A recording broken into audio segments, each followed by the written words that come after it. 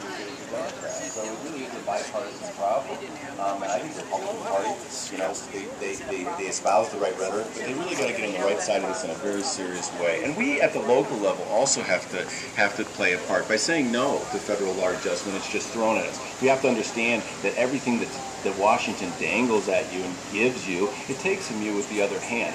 Recently we took some criticism on City Council because our staff asked us to write a letter supporting some bill that's basically just another Obama stimulus bill that would possibly bring some money to this town. And we took criticism like, how dare you not take federal money? But I think it's actually, it's short-sighted when local communities and local people complain about earmarks and federal spending, but then they take it. So we as citizens also have to start saying no. We also have to see that the game is just taking from one pocket to give to us with another.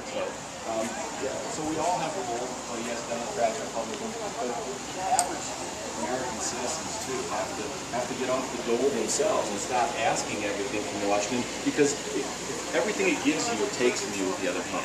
Well, it does, and I just found out you were in Washington, D.C. in 1994, as was I. I worked there too, and you never invited me to lunch.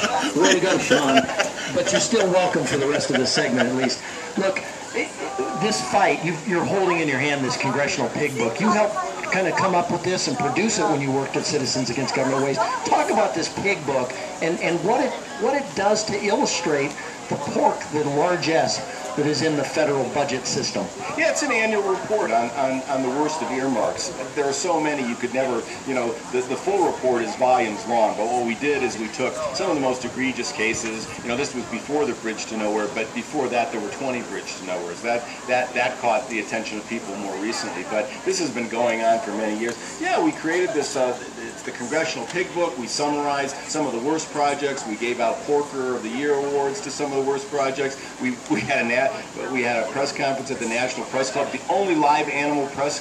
We'd bring pigs down there, and we brought some really big pigs initially, and then they started saying, hey, you got to throttle back, so we ended up with pork, pot-bellied pigs and stuff like that. But John McCain, say what you will about him, he was always a strong supporter of our anti-earmarks campaign back then. He'd come out, and there were a few others, but all these years later, it's still going on, and as effective as CAGW has been and the pig book has been in terms of getting the word out, earmarking still continues. And again, I think it's kind of symptomatic because we all complain about it, but when our local congressman brings some of the bacon home here, then we applaud him. So we've got to get consistent in our own minds. Yeah, we do. And Americans for Prosperity has a no earmarks pledge. We've had that out there and encouraged candidates to sign that. And has Doug Lamborn signed that? He hasn't. Way to bring that one up. No, he hasn't. That was Sean who brought that up, by the way, not me. No, he hasn't, and he needs to sign it. Earmarks are earmarks, and it doesn't matter. We need to make sure that we get all of our, and we hold them accountable. Our hardest job isn't going to be pointing out that Democrats spend too much money and earmark and pork it up. It's going to be holding Republicans accountable or holding conservatives, so-called conservatives, accountable on the spending issue. No question, and Doug's a great guy, and he votes most of the time right, but he does have this kind of blind spot that if it's a military earmark, it's somehow not an earmark. Well, that we have to overcome too. A military earmark is just as bad as any other sort of earmark.